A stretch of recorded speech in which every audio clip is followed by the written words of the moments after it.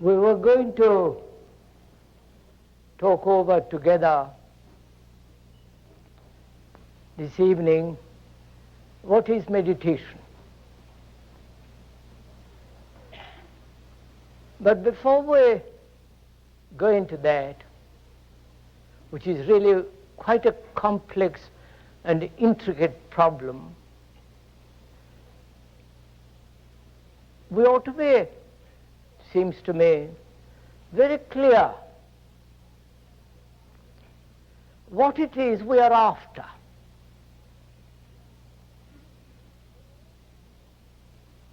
We're always seeking something, especially those who are religiously minded, and even the scientists. Seeking has become quite an issue. Seeking. What are we seeking? I think this must be very clearly and definitely understood before we go into this, into what is meditation and why one should meditate at all, and what is the use of meditation? Where does it get you? Before we go into that, we must be clear what it is that we are seeking, each one of us.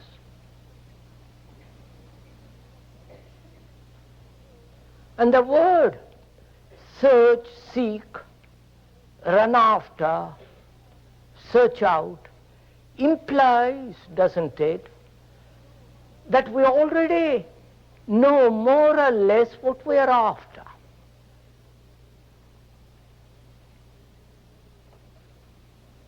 When we say we are seeking truth,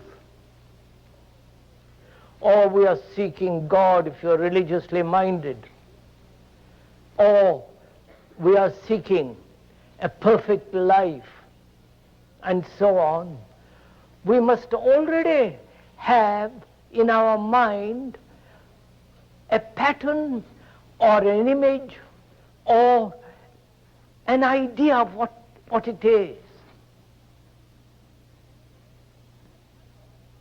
And to find it after seeking it, we must already know what its contours, its color, its substance. So, in seeking, is there not implied in that word that we have lost something and we're going to find it? And when we find it, we shall be able to recognize it. Which means you have already known it. All that you have to do is to go after, search out.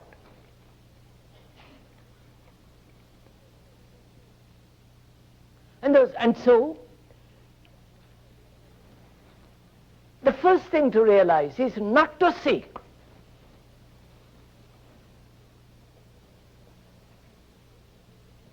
Because what you seek is predetermined, what you wish.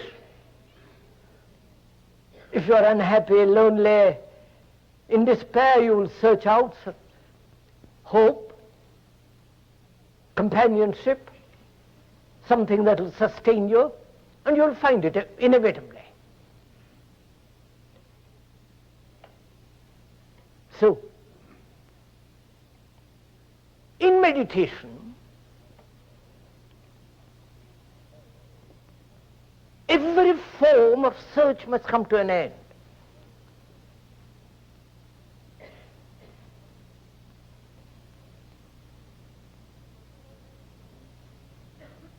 And as we said when we last met here, that one must lay the foundation. The foundation of order, which is righteousness, not respectability. The social morality is no morality at all.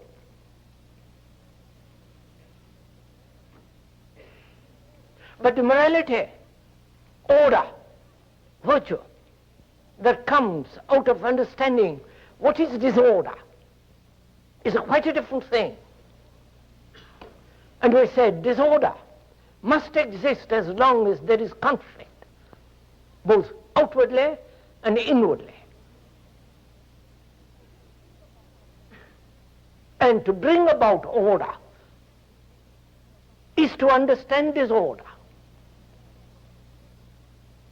And therefore, order is not according to a blueprint, according to some authority, or your own particular experience. And how one brings about, or how does this order come about, must be obviously without effort, because effort distorts. Are we communicating with each other? Because we are talking about something very, very difficult.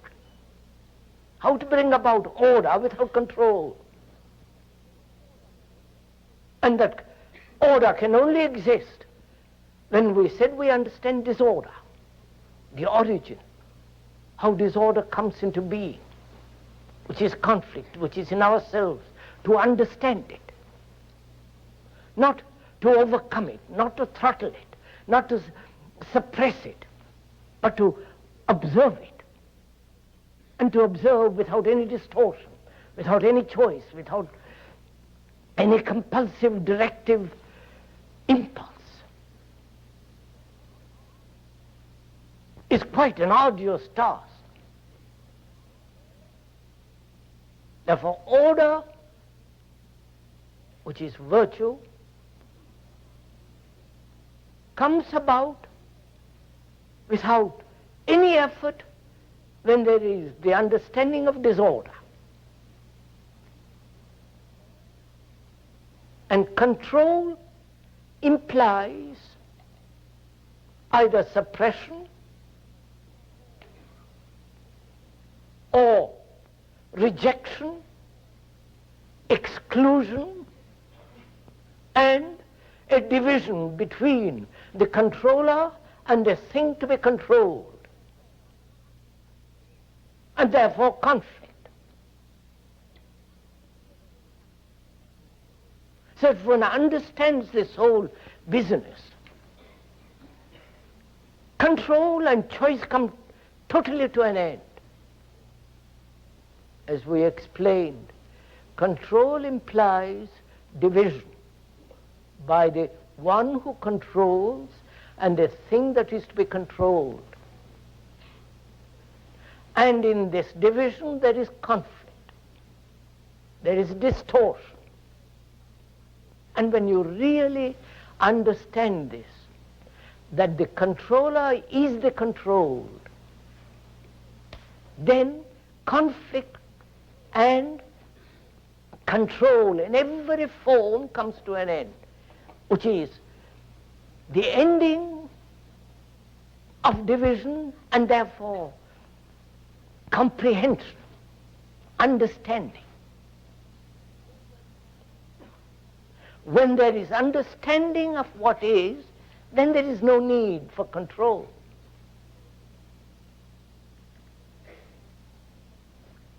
So there are these two essential things that must be completely understood if we are to go into the question of what is meditation. Order with the understanding of what is disorder, and control with all its implications of its duality, contradictory. contradiction. And as we have explained the other day, the observer is the observed. The one who is angry and tries to get rid of anger is anger himself. And when he divides himself from anger or from jealousy or from despair or from the desire to fulfill, there must be a contradiction and therefore conflict and therefore distortion, right?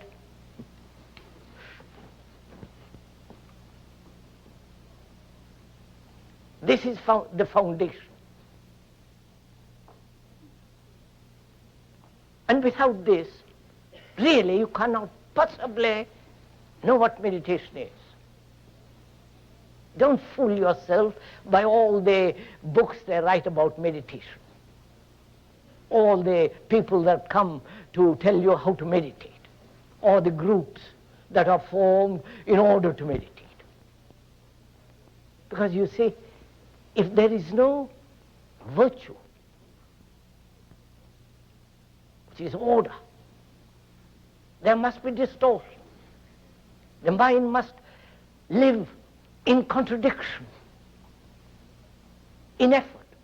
And how can such a mind know or aware of the whole implication of what meditation is?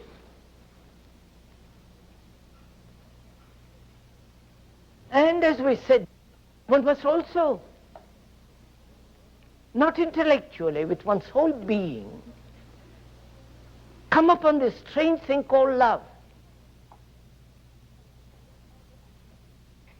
And therefore no fear. Without love, you know what we mean by love.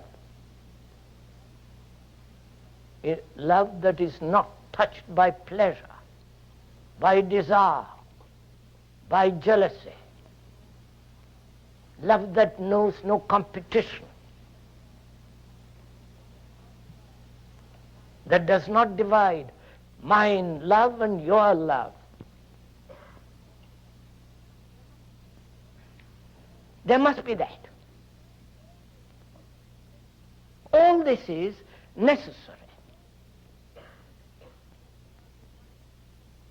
Because then the mind,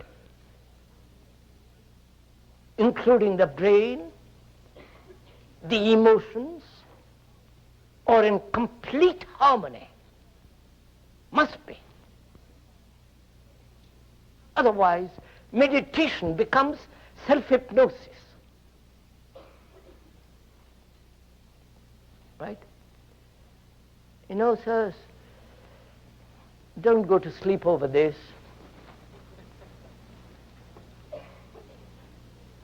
Because as we said, we are communicating with each other, which means we are sharing together. We are journeying together. You're not left behind for someone else to go ahead. Either we are going together or not at all. Which means you must have worked during this week very hard to find out your own activities of the mind, how it functions, your self-centered activities, the me and the not me. You must have been quite familiar with yourself and all the tricks that the mind plays upon itself, the illusions and the delusions, the image and the imagination that one has. And the romantic ideas. Was a mind that is capable of sentimentality is incapable of love, because sentiment breeds cruelty, brutality, violence, not love.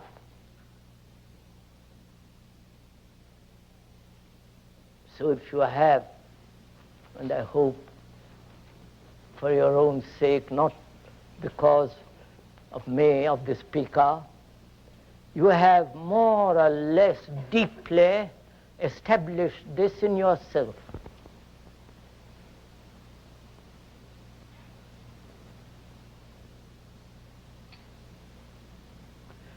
Which is quite an arduous, demanding tremendous inward discipline.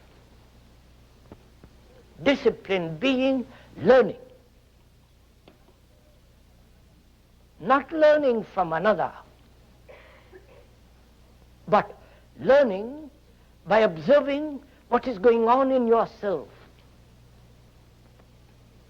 And that observation is not possible if there is any form of prejudice, conclusion, a formula according to which you are observing. If you are observing according to some psychologists, you really are not observing yourself. You are observing what the psychologist has said to you, and through that you are observing. Therefore, there is no self-knowing. And this implies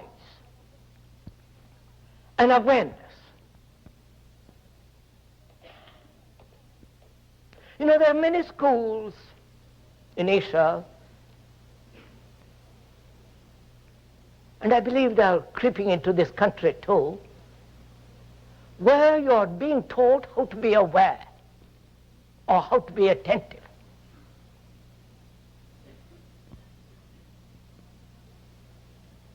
Now the first thing is, if I may point out, don't join anything. Don't join any group, any organization. I hope there are nobody here who are the head of organizations.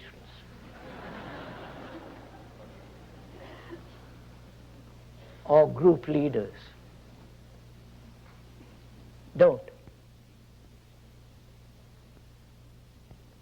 Because you need a mind that's capable to stand completely alone,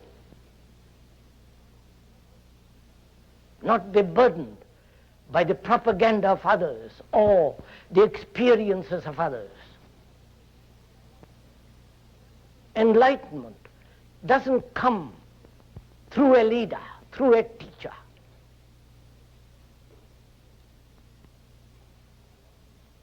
It comes through understanding of what is, which is in yourself, not running away from yourself. So don't, if I may most respectfully suggest, don't join anything. Especially the religious kind, where they promise you nirvana or God for $5, or give you some kind of talisman in the shape of words. We'll go into that presently. Because the mind has to understand actually what is going on in the psychological field, in its own field. Therefore it must be aware of what's going on, aware without any distortion, without any choice, without any resentment, bitterness, explanation, or justification, just to observe.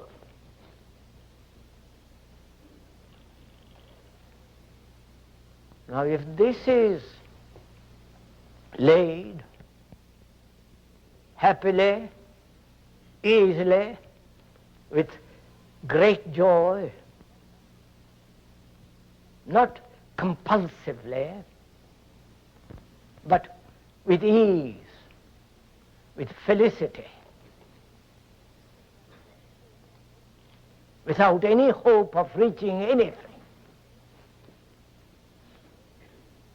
Because if you have hope, you are moving away from despair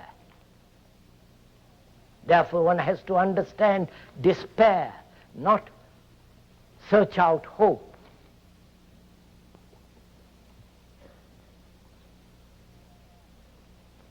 Despair comes only when there is no understanding of what is.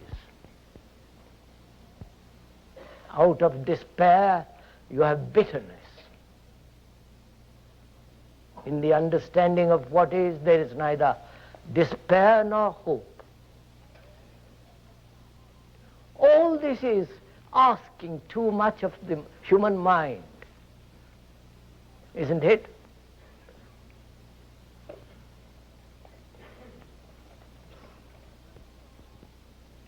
Unless you ask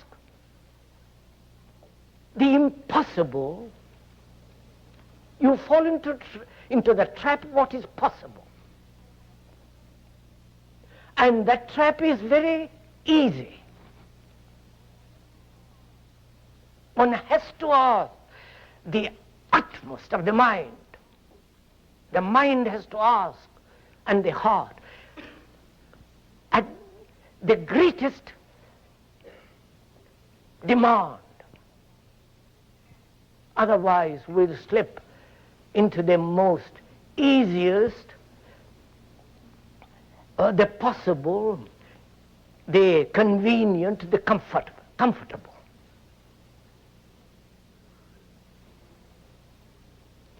Now we're all together still. No.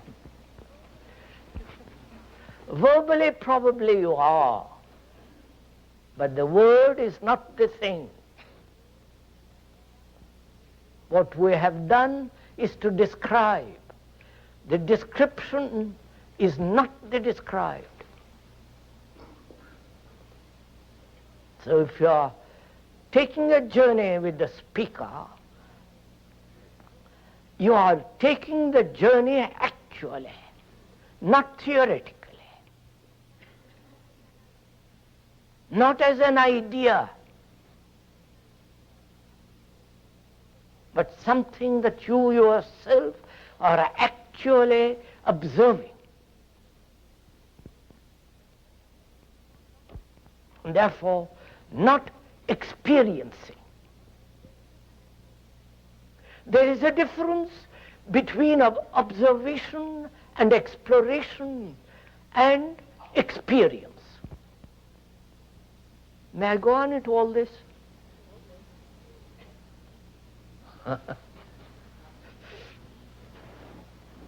I don't know how you stand all this.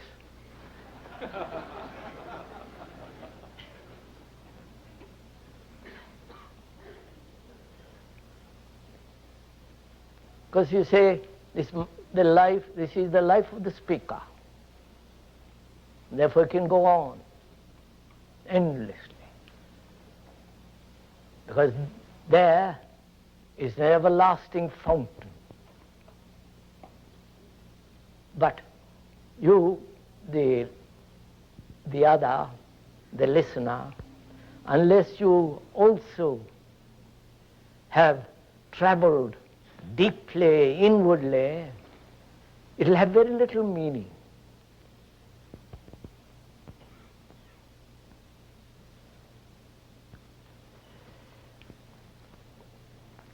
So, we are asking, what is meditation?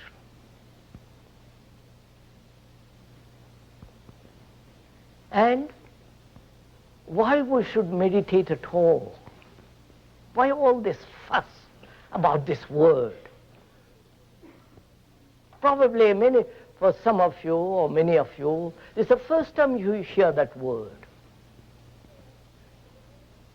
Or you have already a concept of it. Or already you have been told by some wandering monk or from India that you should meditate, and gives you a formula.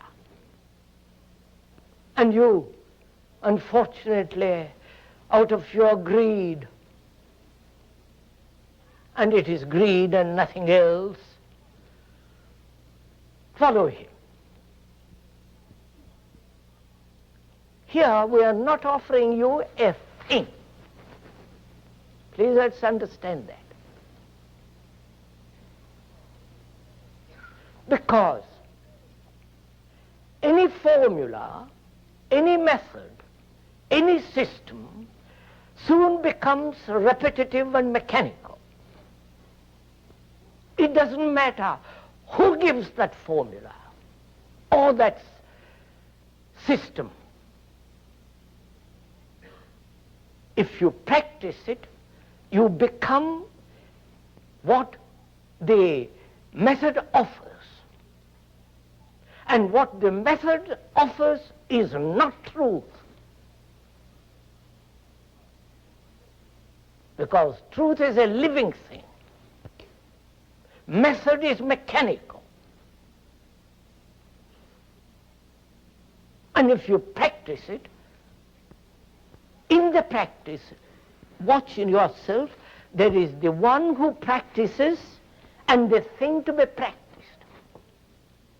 Therefore division, therefore conflict, therefore distortion, therefore disorder. Is that clear? Therefore, don't accept any system from anybody.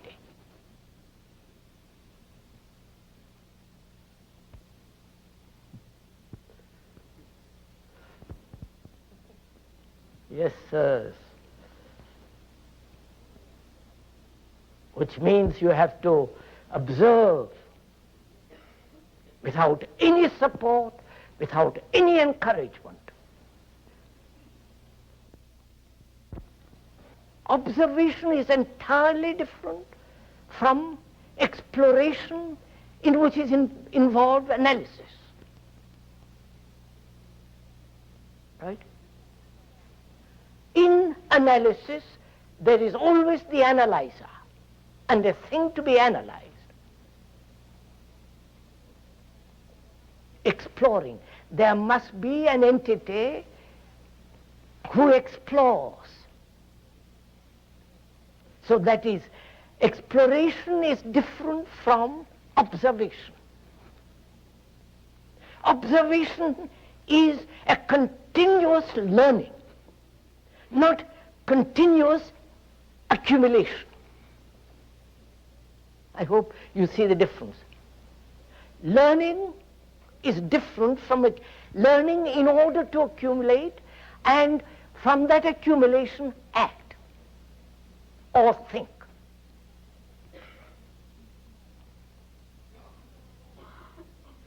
Whereas in exploration you are accumulating. There the mind is acquiring. And that from that acquisition acts, thinks, and so on. So, inquiry may be logical, must be logical, sane, rational. But observation is entirely different. To observe without the observer. We went into it, I won't go into it now because there won't be time. Then the whole question of experience. I wonder why we want experience. Have you ever thought about it? We have thousands of experience all the time, of which you are cognizant or ignorant. Experiences are happening. But we want deeper and wider experiences. Why?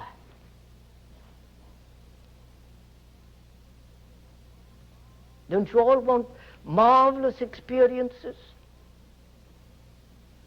Mystical, mysterious, profound, transcendental, godly, spiritual.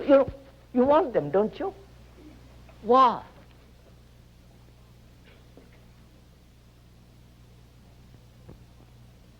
Isn't it because one's own life is so shoddy, so miserable, so small, so petty. No? Therefore, you want to forget those and move into another dimension altogether. How can a petty little mind, worried, fearful, occupied with the furniture, with the cook, with the worries, problem after problem, how can such a mind experience anything than its own projection and activity? And to demand greater experience is to escape from what is. And it is only through what is the most mysterious thing in life.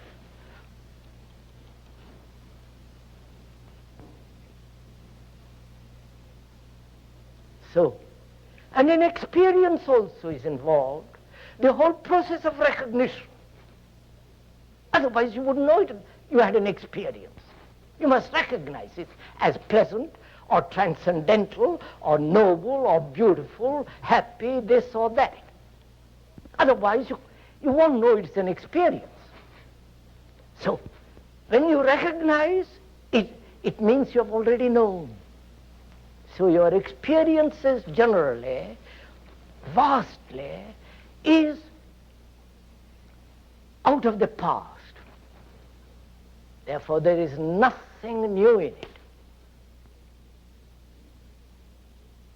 So there is a difference between observation, seeing,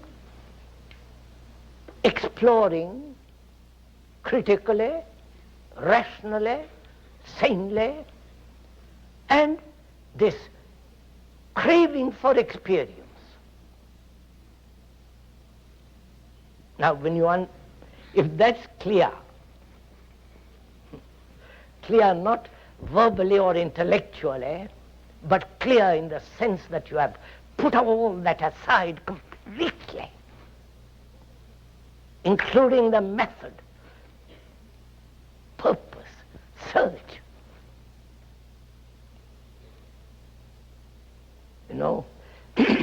All this is extraordinarily subtle, demands great attention inwardly.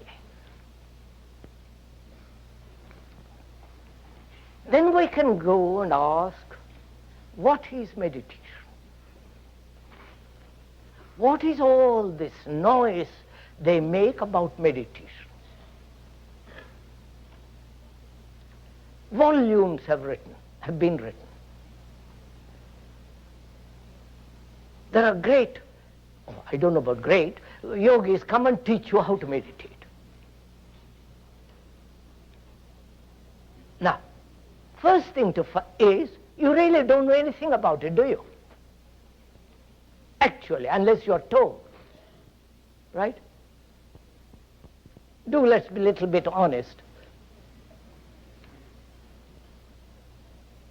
But a whole of Asia talks about meditation. That's one of their habits. As one of their habits to believe in God or something else. They sit for 10 minutes a day in a quiet room and meditate, concentrate, fix their mind on an image. That image is created by themselves, or somebody else has offered through propaganda that image. And during those 10 minutes, they try to control their mind and battle with the control. Because the mind wants to go off and battle, pull it back and forth. That game they play everlastingly. And that's what they call meditation. Right?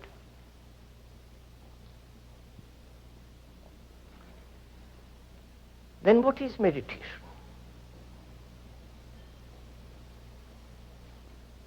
First of all, the mind, this mind that chatters, that projects ideas, that has contradiction, that lives in constant conflict, in comparison, that mind must obviously be very quiet, mustn't it? To observe, that mind must be extraordinarily quiet. Right? If I am to listen to what you are saying, I must give attention to what you are saying. I can't be chattering. I can't be thinking about something else. I mustn't compare with what you are saying with what I already know. I must actually completely listen to you. That means the mind must be attentive, must be silent, must be quiet. Mustn't it? Huh? Therefore, seeing the necessity that to observe clearly the mind must be quiet. Right? To see clearly the mind must be quiet.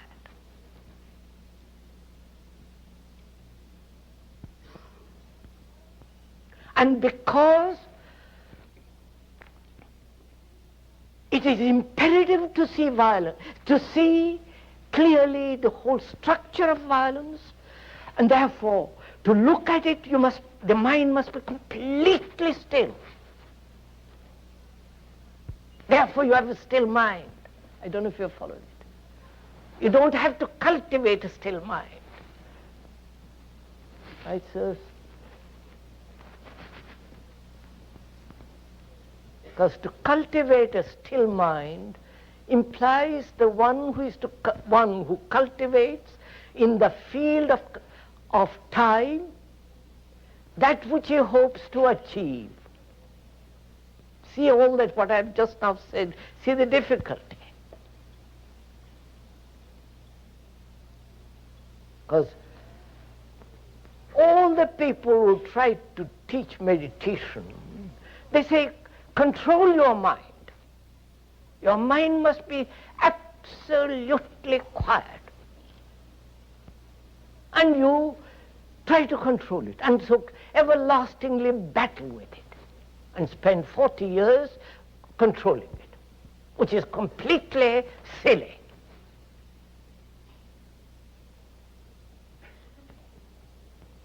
Because any schoolboy can concentrate.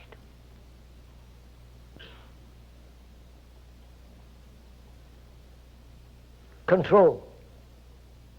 We are not saying that at all. We are saying on the contrary. The mind that observes, please do listen to this, that observes, doesn't analyze, is not seeking experience, merely observes, must be free from all noise.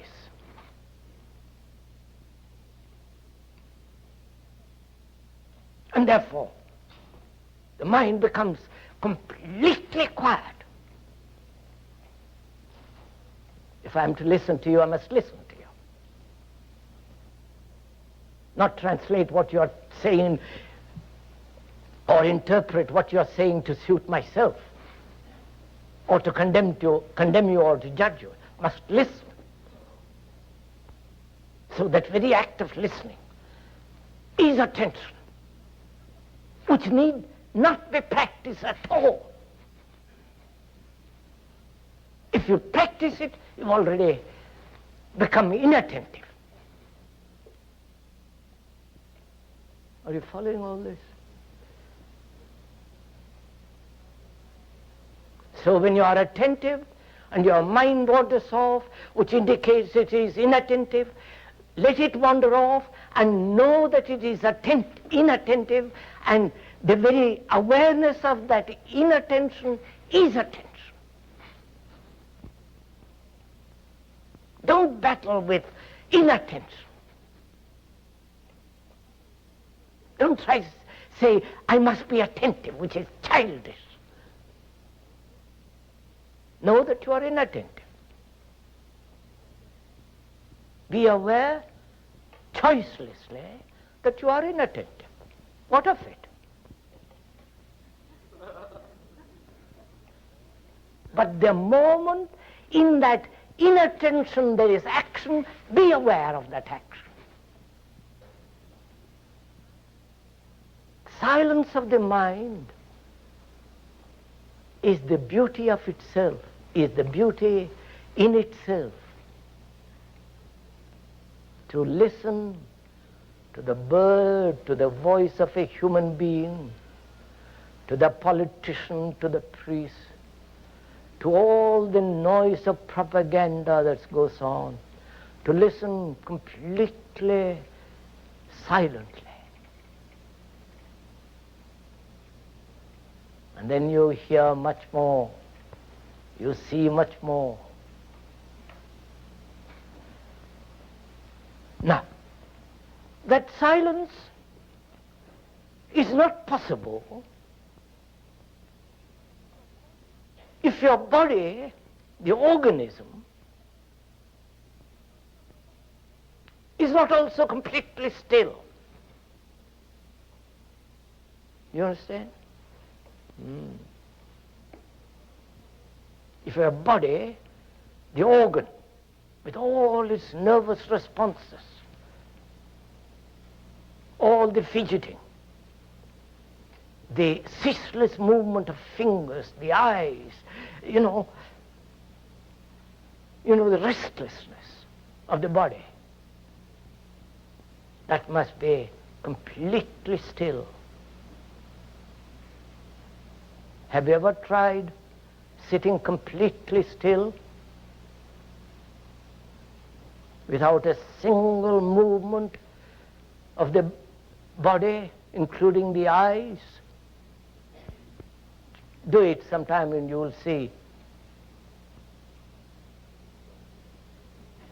You may do it for 5 minutes or 2 minutes, that's good enough. Don't say, how am I to keep it for 10 minutes, for an hour? Don't. That's greed. To do it for 2 minutes is enough. And in that 2 minutes, the whole of this thing is revealed, if you know how to look. So the body must be still. Because then the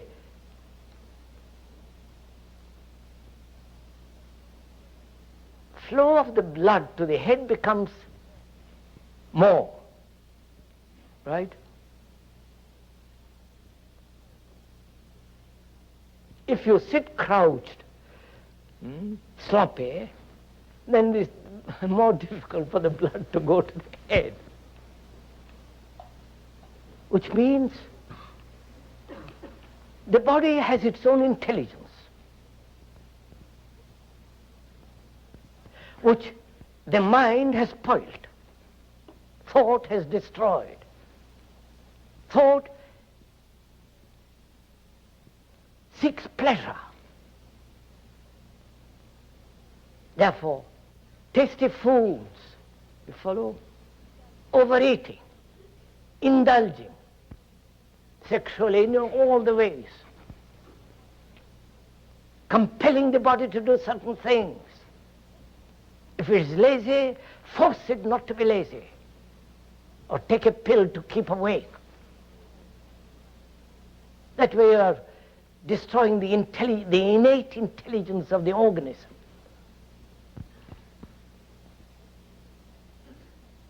And when you do that, the organism becomes insensitive.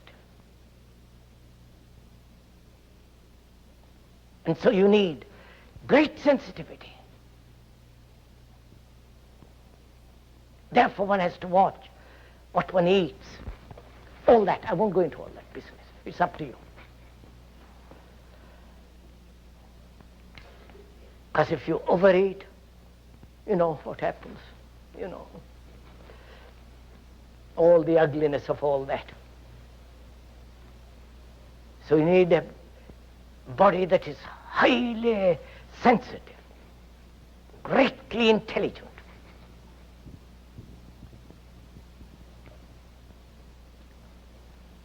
And therefore, love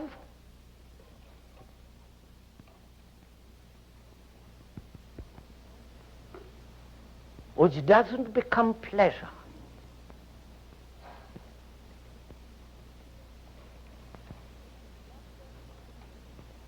love then is enjoyment. It is joy.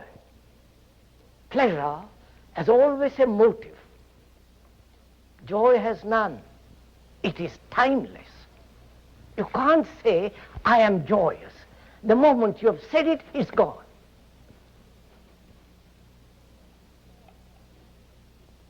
Or if you seek the cause of that joy, you want it repeated, and therefore no longer joy.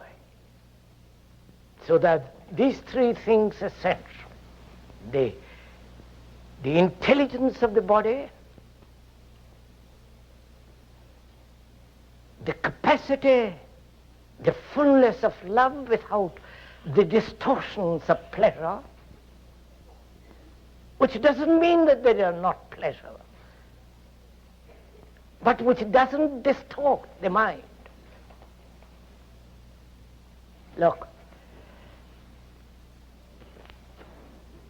you know, most of us have pain, physical pain, in some form or another. And that pain generally distorts the mind, doesn't it? I wish I hadn't it. I wish I were better. You know, spends days thinking about it. So, when the body has pain, to watch it, to observe it.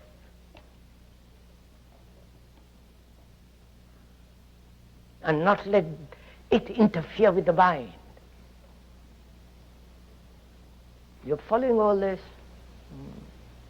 Do it, sirs.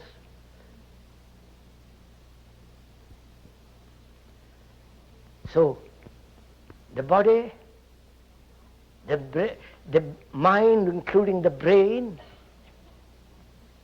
and the heart, which is supposed to be love, all that must be in total harmony.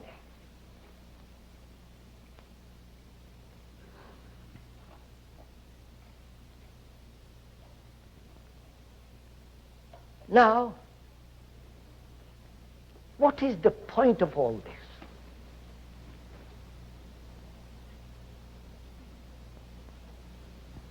What is the point of this kind of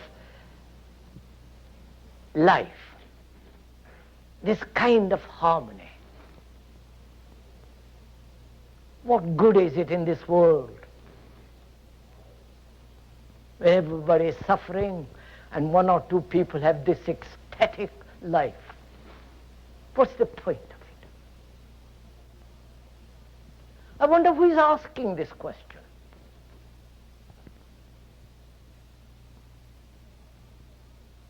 If you're asking this question, what's the point of it? It has none whatsoever.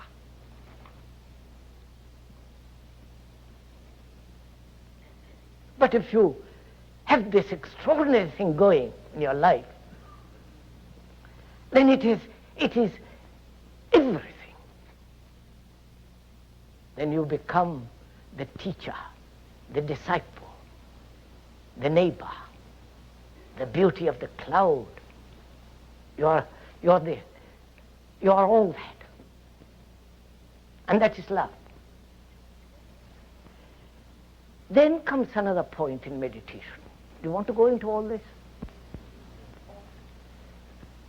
No.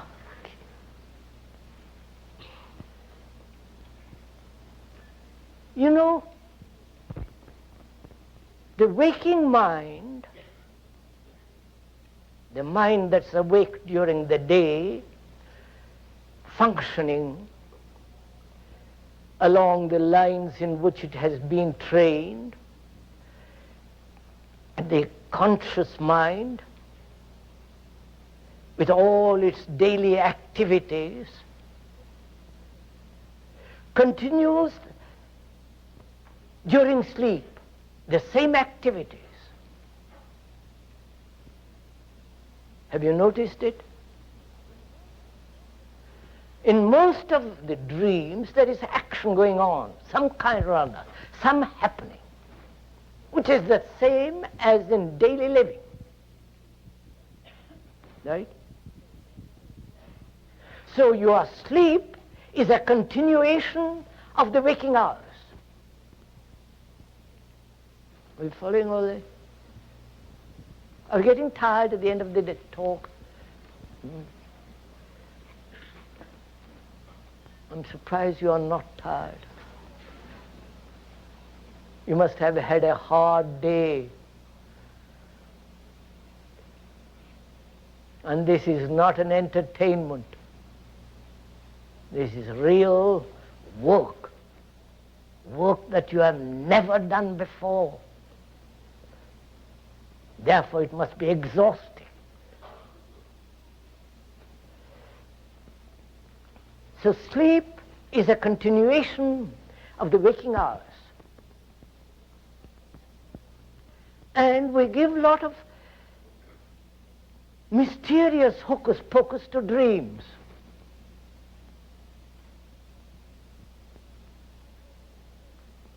And then these dreams need to be interpreted. And you have all the professionals interpreting the dreams for you. What you yourself can observe very simply if you watch your own life during the daytime. So the question is, why should there be dreams at all? Though the psychologists say, from what they have told us, that you must have dreams, otherwise you will go insane.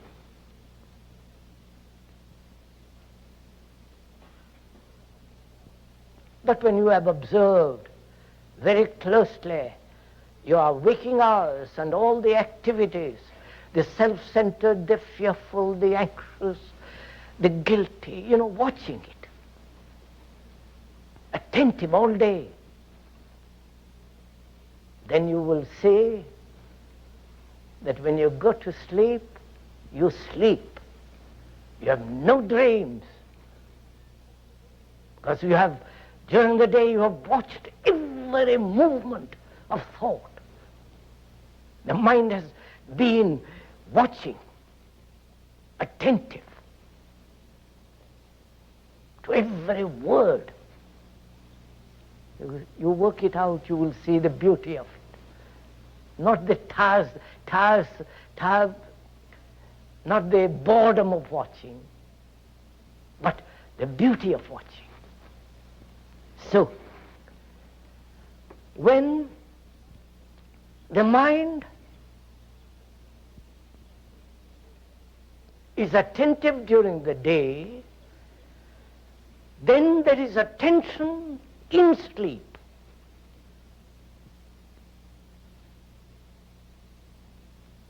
I'm afraid it doesn't matter whether you understand or not, I'll go on. Because somebody someday will understand this.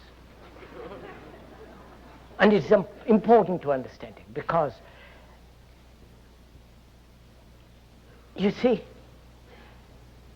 conscious mind, the mind that is daily attentive, watching itself, cannot possibly touch something entirely different.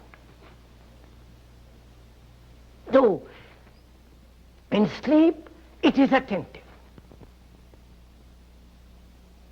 And that's why meditation, the thing that we have talked about during this hour, becomes extraordinarily important and worthwhile, full of dignity, grace and beauty, when you understand attention, not only during waking hours but also during sleep,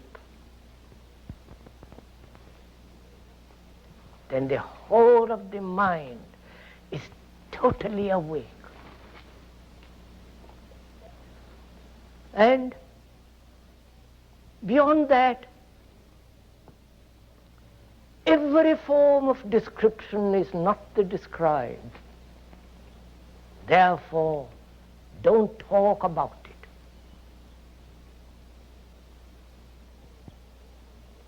All that one can do is point to the door. And if you are willing to go, take a journey to that door, it's for you to walk. Beyond that, nobody can describe the thing that is not nameable. Whether that nameable is nothing or everything doesn't matter. Anybody who describes it doesn't know. And one who says he knows does not know.